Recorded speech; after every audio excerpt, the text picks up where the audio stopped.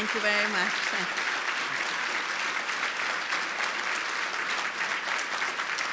Thank you.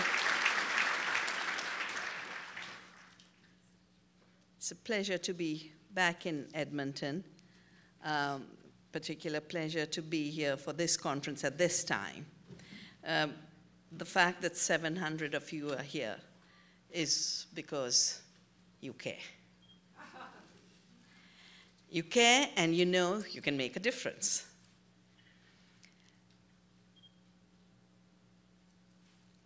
I've always cared deeply about knowledge, which is why I came all the way to Canada to follow my questioning and inquiry from particle physics to quantum theory, and the Canada of that period, which was 75 to 79. Not only had the University of Western Ontario attracted the best minds working on quantum theory from around the world. The colloquium on quantum theory, if you do a market-based analysis of the best minds working on the foundations of quantum theory, it just wouldn't justify it. But they did, and that's why I came here. And I went back because I just feel so grateful to my country. I feel grateful to everything I've received from my grandfather, who gave his life for women's education. Because in that period of our independence movement, and soon after, if you wanted to work for society and people weren't listening, in India people went on fasts. And he went on a fast and actually died. And a mother who refused to give up her own freedom, and therefore it was second nature for us to know we are equal. We are not the second sex.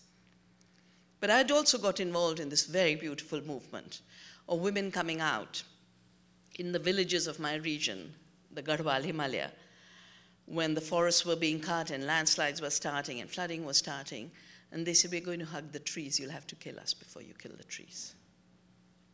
Of course, we had a huge legacy around the forest issue, because forests used to be the commons. Till the late 19th century, forests belonged to the people and were the commons. And then, by then the British had run out of all their timber because they cut all their oak for the shipbuilding, and they needed to now take over India's forests. So they did the typical enclosures of the forest, just declared it state property for commercial use. And we had generations of generations trying to reclaim the forests as a commons, and Chipko was part of that. But what it added was the new dimension of fighting back with the deepest love. Because I don't think any fight is strong if it doesn't come from a place of love. Love for people, love for life, love for the planet. And of course, my world of quantum theory is very far away from what I do today, except in the fact that my thesis was on non-separability of quantum theory. Because mechanical assumptions make us believe that the world is made of immutable, hard objects that are all separate, and the only way they can interact is through violence, which is called action by contact. And quantum theory showed us that there's action at a distance, because everything is anyway connected, and if something's connected, a particle here affecting a particle light years away is not a mystery. We live in an interconnected world. But so much of the problems that we face at the ecological level, at the economic level, at the level of democracy, come from very well-crafted separations and divisions. The first separation is from nature. Apartheid is the word for separation that became an entire regime in South Africa. And the fact that apartheid came down with global solidarity shows what we can do as people. I remember in those days, Indian passports had stamps. There were 2 countries we could not visit as Indians.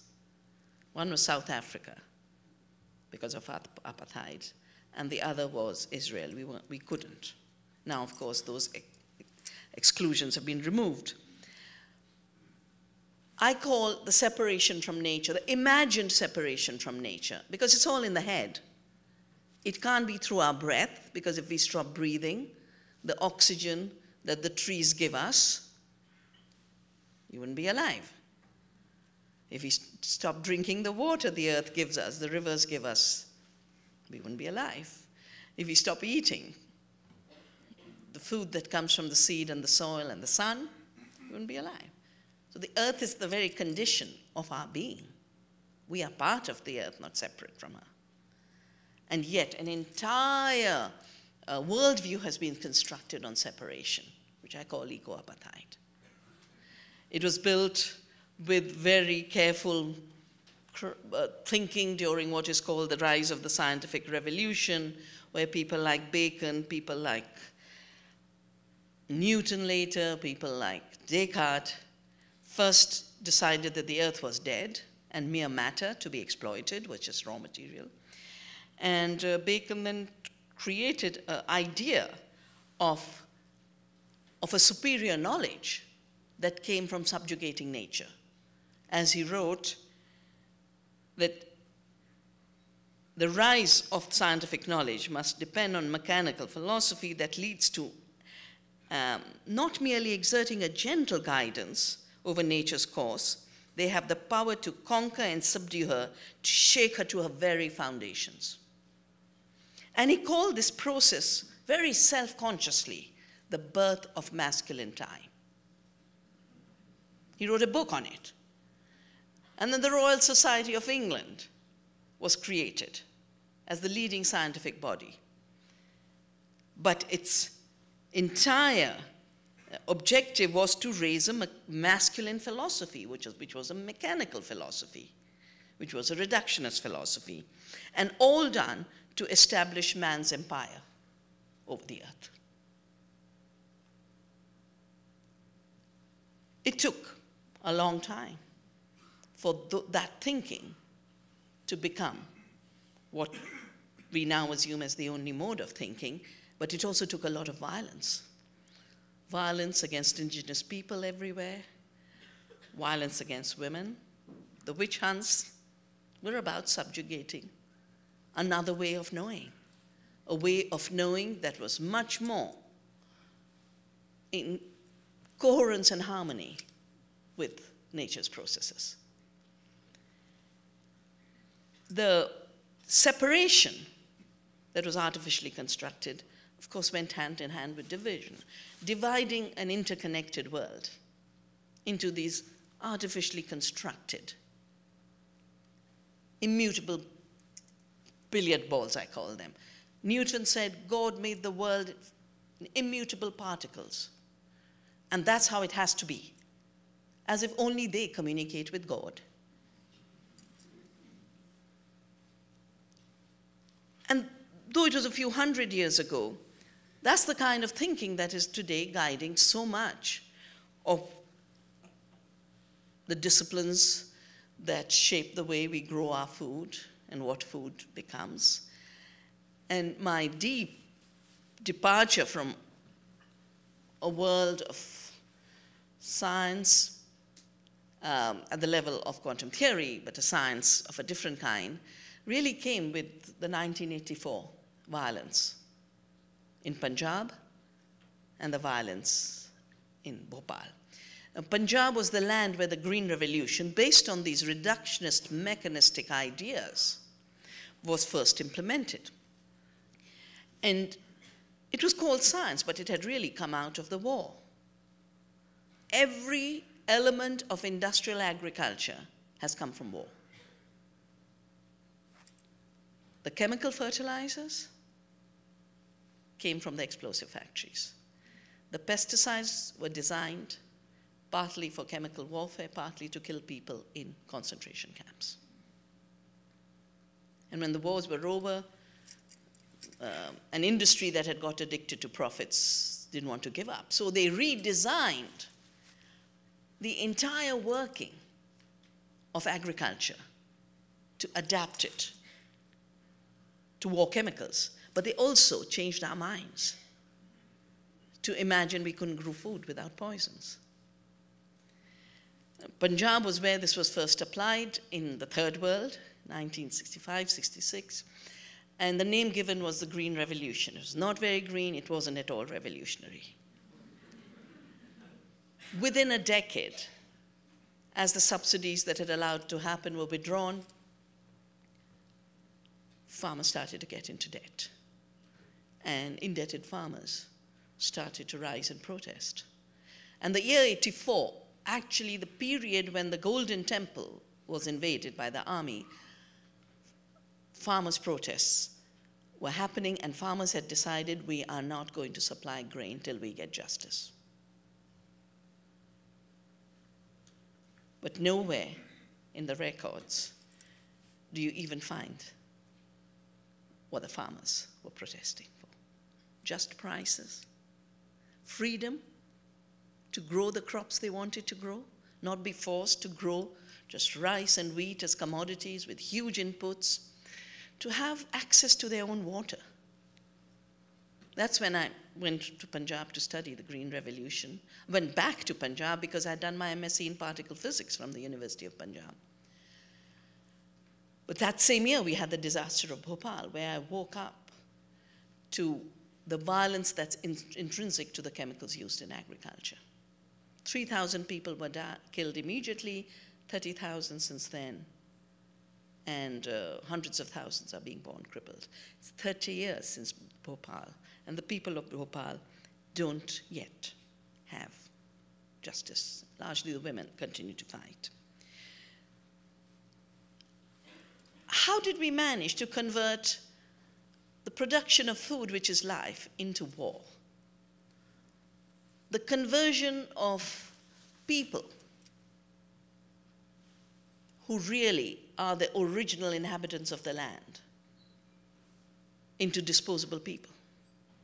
What was the mindset that allowed it to happen, and what is that mindset doing to us today, and how is it so much at the root of contemporary challenges that we must face? We are part of the earth, we are part of an earth family. Not a species is born without a right to their food, to the water, to the air, because that's the condition for living. And that condition for life is a natural right. It isn't assigned by a state. It isn't assigned by a corporation. It's part of being part of the earth, part of being alive. We have a beautiful word for it in Indian philosophy and Indian everyday talk. It's Vasudhaiva Kutumbakam, the family of the earth. The earth family was first reduced to humans, but a reduction of the earth family to humans wasn't for all humans, because that same separation that divided in the mind humans from nature divided some privileged humans from most humanity. And the exclusions of the women, exclusions of indigenous people, exclusions of working people were all rooted in that separation from nature, which went hand in hand with the other apartheid of divisions and separations based on race, on gender, on class, on every other artificial division that has been created.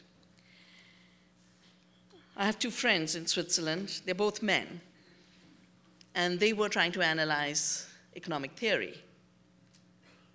And they said, if the fathers of capitalist theory had chosen a mother rather than a single bourgeois male as the smallest economic unit for their theoretical constructions, they would not have been able to formulate the axiom of the selfish nature of human beings in the way they did. So greed, which was a total assumption and was extrapolated on all beings, including human beings, through a small subset of greedy people who in normal societies are treated as outcasts. But they became the rulers. Now, the word capital is derived from caput in Latin. I know they use caput for empty, finished, yeah? But caput means the head, the one who rules. Well, wealth had other meanings. Wealth used to mean the state of well-being. It didn't even mean money. Money, which was just a mediator anyway, but wealth was the state of well-being. And if today, across the world, we are seeking well-being as the objective of human life and needing to go beyond the economic assumptions of a very exploitative structure, it's because that's what economies are for. Aristotle made a big difference between oikonomia, the art of living, and chrematistics, the art of money-making.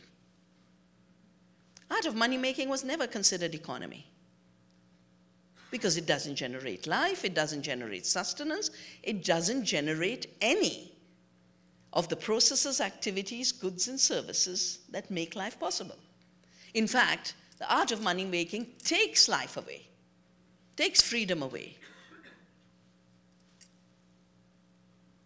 The word oikos, which means home, is at the root of economy, which was supposed to be the management of the household, and the root of ecology, which is the science of the household, how nature works.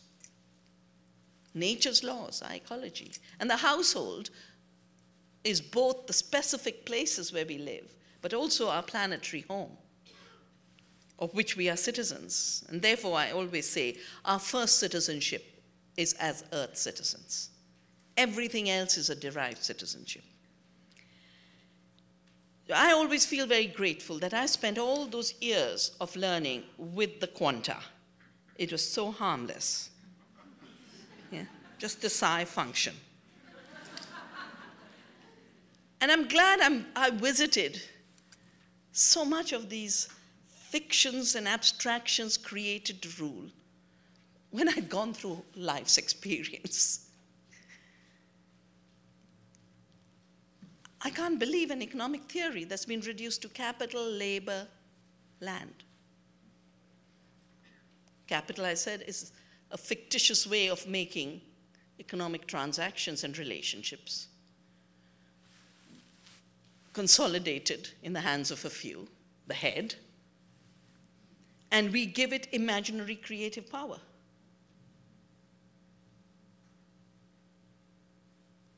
When Locke was talking about the creation of property, he said, property is created every time human labor mixes with nature.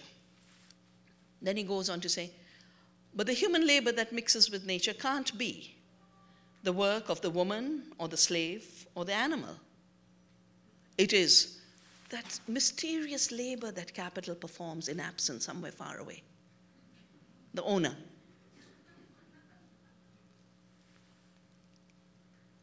Land, which is really a summary of all of nature's amazing capacities, nature's capacity to provide us water and air, of food, of soil and land. Land is just a summary. It is not a commodity. And labor for sure is not a commodity because it is the creative work and activity of human beings. The commodification, in effect, allows the appropriation. By declaring nature as dead, you remove all the limits that would come when you recognize nature's living. Because if nature's living, you have to think of the consequences, you have to tread very softly. Your ecological footprint can't be heavy. When you realize you're dealing with people and their creative work, you don't declare them to be just a labor input.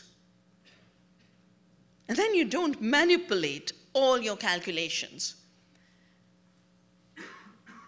by focusing on that one input and making it look like every time that input is reduced, you have more efficiency.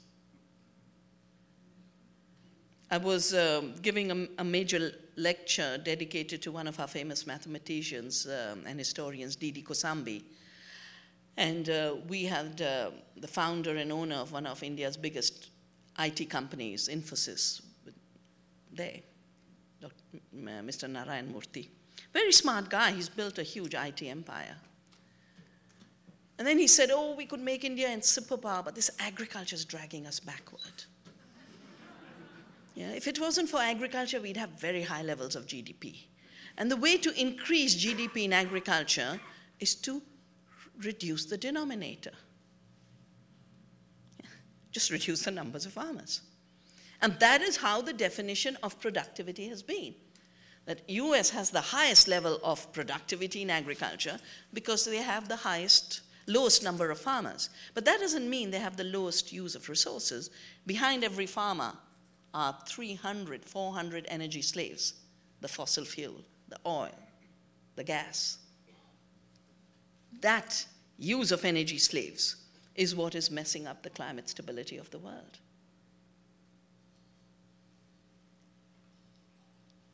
And you don't produce more food with that artificial productivity defined by getting rid of the denominator.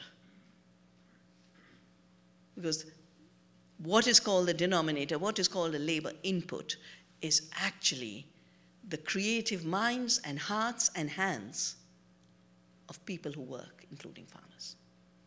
That's where real production takes place. Real production takes place in nature. Real production takes place through people.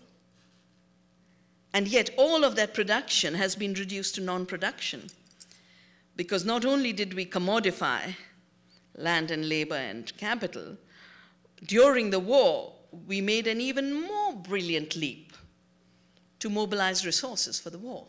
Just as the chemicals for agriculture came from the war, the economic measure of GDP came from the war. It's very recent. You know, people walk up to me and say, but how can we live without GDP? I said, surely we can live without something that existed only 60 years. Because we've lived before the wars. Now, GDP literally creates a fictitious boundary called the production boundary.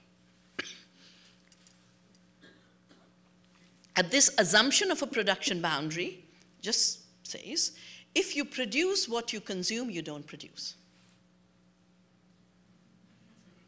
So if a community produces for itself, it's not producing. If a nation is producing for itself, it's not producing. It's when you sell what you produce and you buy what you need, then you magically get an increase in GDP. Because GDP only measures commercial transactions, not the circulation of well-being and life, not the circulation of health and happiness. And that is why a tiny country in the Himalaya, Bhutan, and the Bhutan government has invited me to help them make a transition to 100% organic Bhutan. Because the last Prime Minister wrote and said, I want us to really grow happiness, because Bhutan decided years ago that they were not going to follow the illusion of GDP, because they'd watched to see how every country with high GDP lived a miserable life. They said, we are going to measure happiness and well-being of our people. So their planning commission is the Happiness Commission.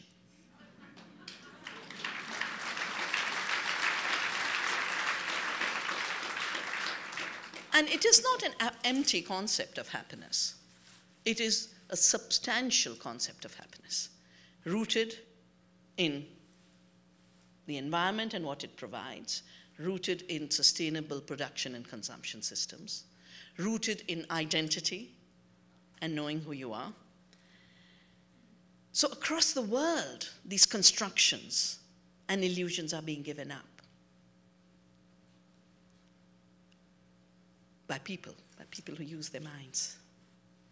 But they're being consolidated. The illusions are being deepened. by those who created capital as the head that rules, and now have managed to elevate another fiction, which is just another name to the rich oligarchs, the fiction of the corporation, as a legal person. The East India Company became a corporation because they were losing a lot of the bullion that had been stolen from the colonies. So they created the Limited Liability Corporation. If we bring wealth back, it's ours, but if there's a loss, then all of society must bear it. That's how limited liability came to be born. And now, south of your border, you have the absolute cutting edge of illusion making.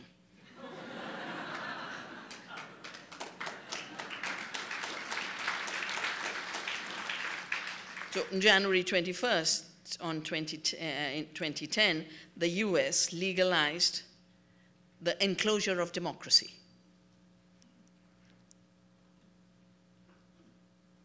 Mutated, literally, democracy of being by the people, for the people, of the people, into being by the corporations, of the corporations, for the corporations, through removing all limits to financing elections. And as a commentator has said, the limit was treated as a violation of the corporation's civil liberties and freedom of speech.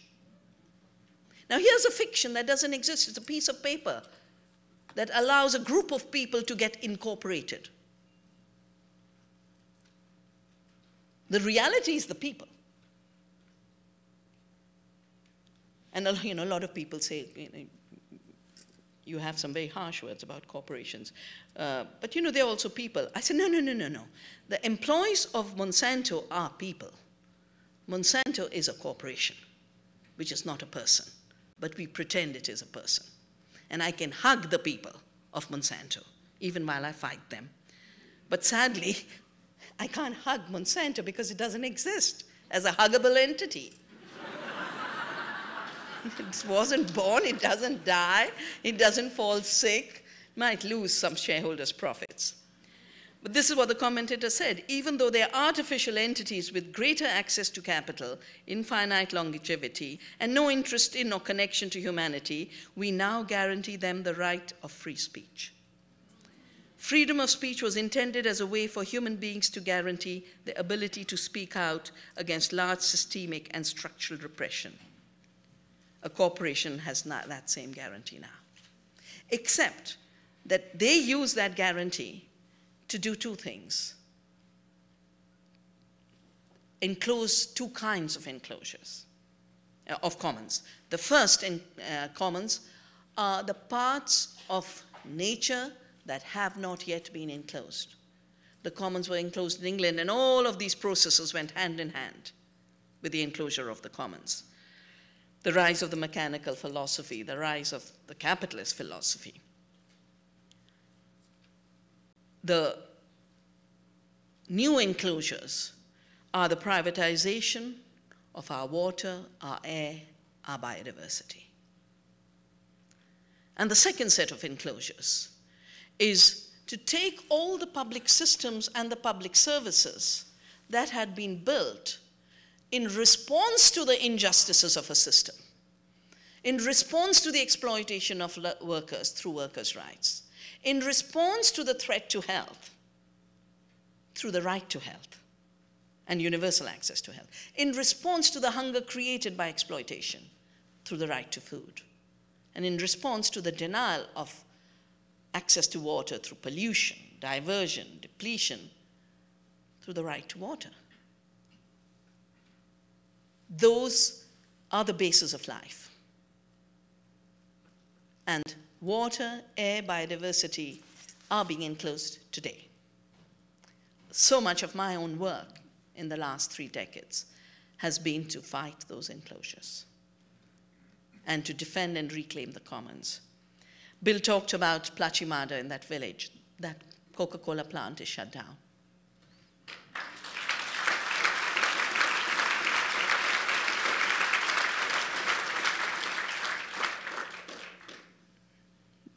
They tried to privatize Delhi's water supply, but that water supply was going to come from our Ganges River. And it was a company called Suez, which is the world's biggest water company. It is the Monsanto water. And I find it very interesting that every time they have to do something silly like this, they put an advertisement in the paper because they're so arrogant now about their narrative of progress. So they put how water in Delhi would be run by Suez. I knew about Suez. I'd written my book, Water Wars. I'd been part of the movement for keeping water out of the hands of corporations and defending water as a common good. So we started to build the movement for water democracy, 2000, the day I saw that ad. And we connected the people who were being displaced by the dam from where the water would come, along the river, the farmers who would lose their water,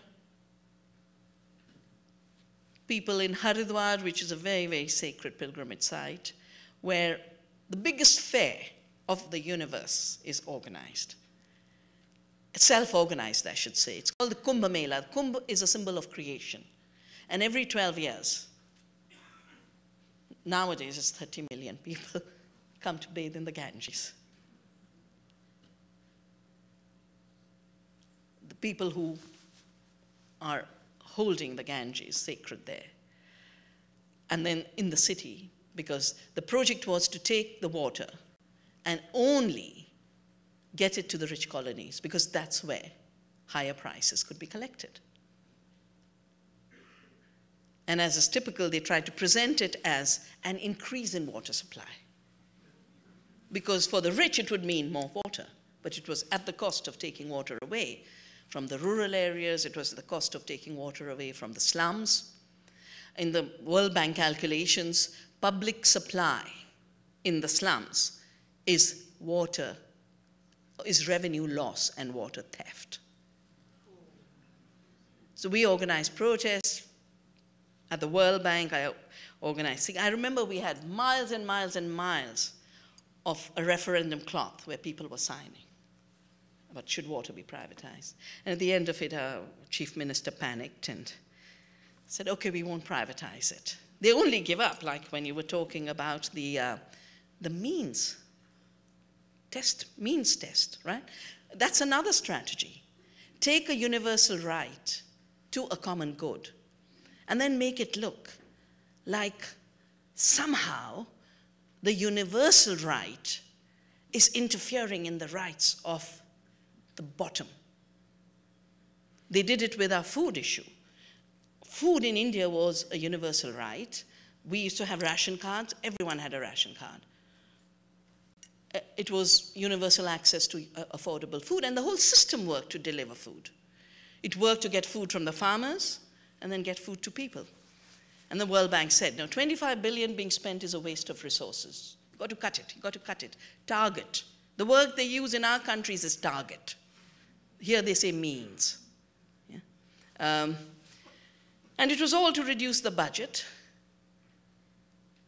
The budget has gone up to 500 billion to starve Indians. Every fourth Indian is hungry. Every second Indian child is wasted and stunted because the right to food was destroyed. Now, of course, they pass laws on food security, which are not about buying grain from the farmers, but about our tax money being used to buy on the international market. So maybe rice will cost 20 rupees a kilo, and the state will get it to some people at 2 rupees a kilo. But the state cannot regulate the prices nor guarantee fair prices to the farmers. The enclosures of the air are first through pumping so much pollution into the atmosphere that the climate is destabilized. And the greenhouse gases come largely from fossil fuels, from synthetic fertilizers, from factory farms. In my book, Soil Not Oil, I worked out how much was coming from an industrialized, globalized system of agriculture. and it was, it's 40% and more. And that same system is destroying the work in farming with this false calculus of productivity as based on fewer people on the land. And as climate havoc increases, there's new ways to find profit sources, new ways to enclose. Emissions trading was one. Let the polluters keep polluting, but let them buy non-pollution from someone who's not polluting. Does that bring down pollution? No, it doesn't. Anyone would know it. Because this guy's polluting, this one isn't. You do a trade in fiction again.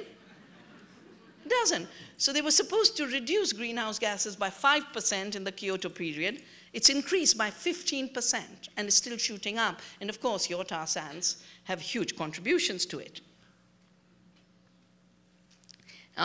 Emissions trading wasn't enough. And the World Bank said $1 billion of trade. Well, one man, Mittal, who now owns the steel plants of the world, he made $1 billion in 1 year while continuing to pollute. It's a bit like, I don't know, when the Catholic Church was losing its way, they used to have these things called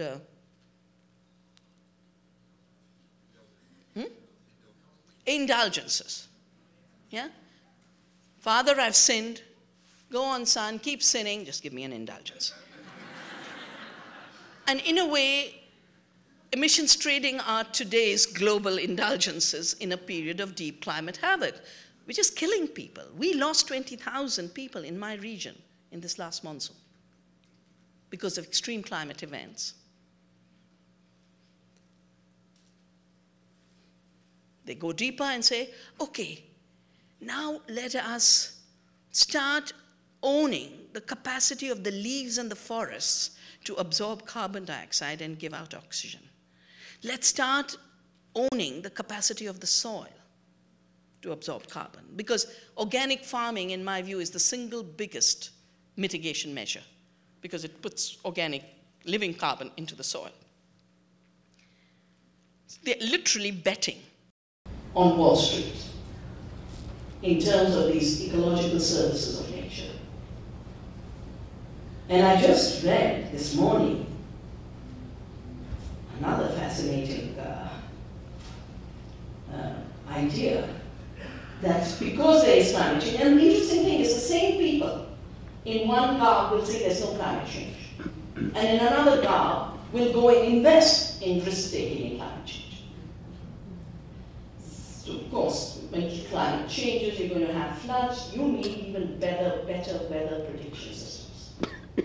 And so far, predicting the weather has been a public service. Rick Santorum,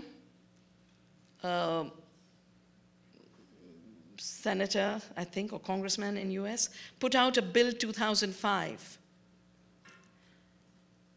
to bar the National Weather Service in the US from issuing forecasts.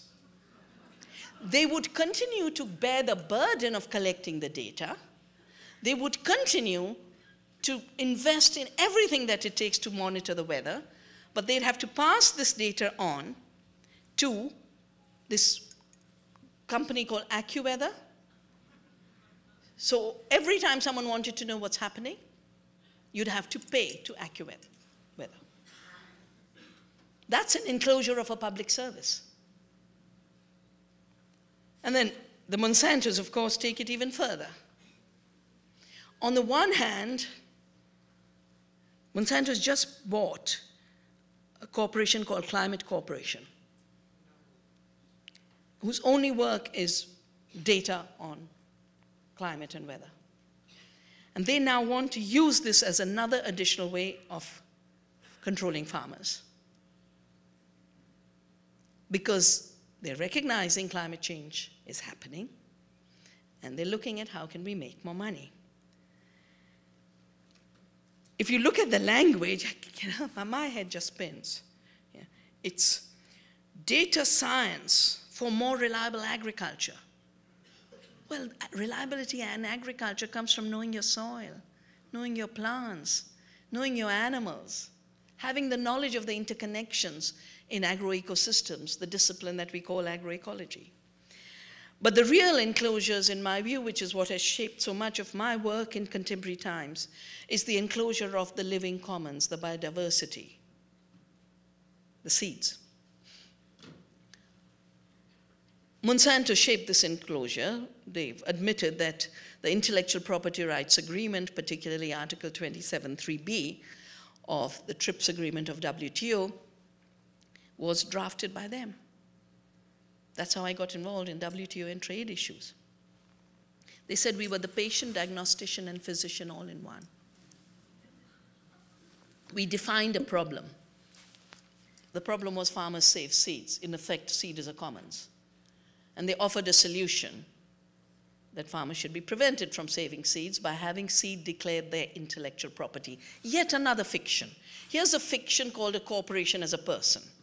And suddenly this fiction has a brain and an intellect, and it can create property in products of the mind. It can even appropriate nature's evolution in the seed and call it their invention. Centuries of farmers breeding and knowledge and call it their invention. So I joke and say GMO in effect means God move over. You have no role. We create. And just like GDP was created through an artificial production boundary, intellectual property rights and patents on seed are created through an artificial creation boundary. That nature has no intelligence, nature doesn't reproduce, a seed doesn't reproduce on its own. Even a farmer working on a seed and growing a crop and harvesting it, now that's not creation and production of any kind. It's the corporation that owns the seed through intellectual property, which is doing that real invisible labor. And across the world, not only are patent laws being imposed with serious consequences, but seed laws are being changed. You have the experience of what happened with Percy Smyser. His crop was contaminated. He should have been paid compensation. Instead, he was sued by Monsanto for $200,000. A farmer called Bauman in US bought grain from an elevator, and he planted his crop. And Monsanto said, no, you can't. All the seeds are ours. All future generations belong to us. And sadly, the Supreme Court last year in February upheld that, which basically means nature does not produce. In India, India evolved cotton. We fought our freedom movement through cotton. Gandhi pulled out a spinning wheel, and we had cotton for our, spinning cotton became our Freedom Act. But Monsanto came in 97, 98 with its GMO BT cotton. And I was at a meeting in 1987 where the corporation said very clearly, the old chemical companies who were now taking over the seed, they said, we have to make sure that we do genetic engineering because that's the only way we can claim a patent. So they pushed this BT cotton. Within no time, 95% of all cotton seeds sold in India is Monsanto. The price jumped 8,000%. It doesn't work to control pests. Farmers are using 13 times more pesticide. There's just reports from Bangladesh where another BT crop, the BT brinjal, is failing and farmers are having to use pesticide. And the advertisement is you'll never need to use a pesticide because now the plant is producing its own pesticide. The debt for pesticides, the debt for seeds, and the frequent failures has trapped our cotton farmers in unpayable debt. And we witnessed the emergence of farmer suicides in the cotton belt, which has become a suicide belt. More than 284,000 farmers have committed suicide in India since globalization forced open our markets to global corporations like Monsanto. 95 to 2012, 284,000. That's more than 250,000. I have called it a genocide because a genocide is deliberate harm to any community. And this is deliberate harm, knowing that your collecting royalties is going to push farmers into debt. and farmers not able to pay the debt will take a drastic step like ending their lives. And that's why the story of Lee that Bill mentioned in Cancun was to highlight the fact that globalization and corporate rule is killing farmers. Now, because we started this movement, I started in '87, I kept working with my government to make sure the kind of absolute ownership that the Monsantos were seeking didn't happen. We created a national working group on patent law. Most people were from the pharmaceutical side and the health side, and I was probably the only one looking at seed and food and agriculture. And we put into our law, amended law, an Article 3D, which is a definition of what's an invention. It says just tinkering a little bit with a known invention is not an invention. Because in the definition of invention is an obvious act, where you just make a drug which is 70%, 30%, turn it into 75%, 25%, that's not invention. And Novartis lost a case for monopolizing a cancer drug, which would have cost $150,000 for a month of treatment, compared to the $10,000 in the generic version. And when the judges said, but what you're asking for, the Indians can't afford, the Novartis lawyer said, we care about the 15% that can afford to pay. This is like the means test, isn't it?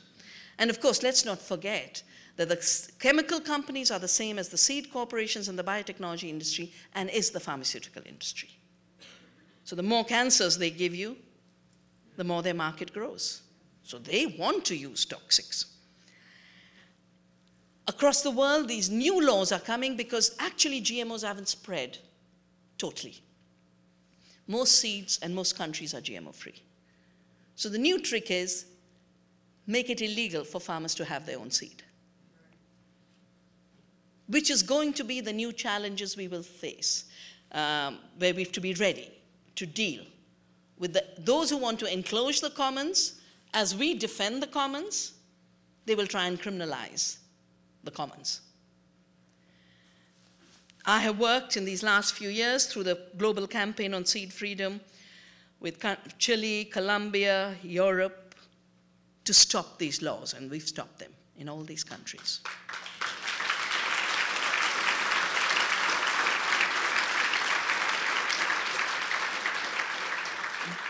They're bringing a law like that to Canada in the garb of C-18, Agricultural Growth Act. Growth of what? Profits for the corporations? It won't be growth of food, because the system of corporate agriculture is only allowing 10% of all the GM and GMO corn and soya, which is all patented, for human food. The rest is all biofuel and animal feed. This is not a food system. It's not a food system at all. At best, it's an anti-food system because of all the toxics in it. This assumption that because corporations are bringing superior seeds, therefore they must have royalty, and they bring superior seeds because they create food security, every step of that argument is breaking apart. They're not bringing us food, they're creating commodities. Commodities are not food. Commodities don't feed people. 70% of the food eaten by humanity today comes from small farms and family farms because they still grow food. The second level at which it doesn't work at all is because all of the industrial royalty collections are based on uniformity. But nature does not work on the principles of uniformity. Nature works on the principles of diversity, of quality, of resilience. That's also the principles that farmers use to evolve and breed their seed. That's why food from seeds bred by farmers is tasty, and the corporate food has no taste. That is why crops that are based on diversity have resilience, and the corporate uniformity and monocultures collapse.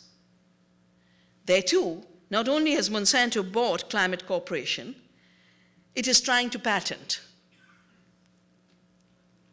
climate-resilient crops. Now, climate-resilient crops have been evolved by farmers over centuries. We've saved those seeds, 3,000 rice varieties, in 110 community seed banks. Community seed banks because it is about the recovery of the commons. We've distributed them after the Orissa super cyclone. And then the farmers of Orissa shared them with the farmers of the tsunami-hit coastal area of Tamil Nadu. Monsanto and friends have taken 1,500 patents on climate-resilient crops. They applied for such a patent in India. But because of our movements, we have an Article 3J. Because I always used to tell our government and our parliamentarians, life is not invented. Life makes itself. A seed planted grows into a seed without anyone's help. In the forest, without even the farmer. In the prairies, it's just seeding itself. So we have a very strong article, which is 3J, that biological processes are not inventions.